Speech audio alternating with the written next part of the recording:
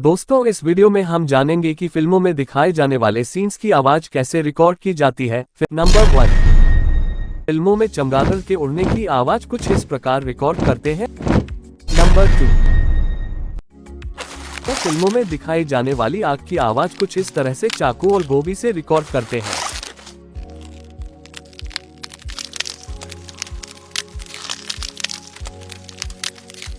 Number 3, खाना पकाने की आवाज कुछ इस प्रकार रिकॉर्ड करते हैं।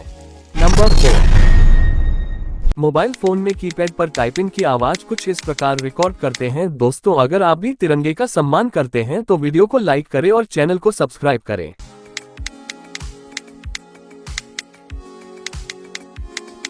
नंबर 5, जंगल में चलने पर पैरों की आवाज कुछ इस प्रकार रिकॉर्ड करते हैं।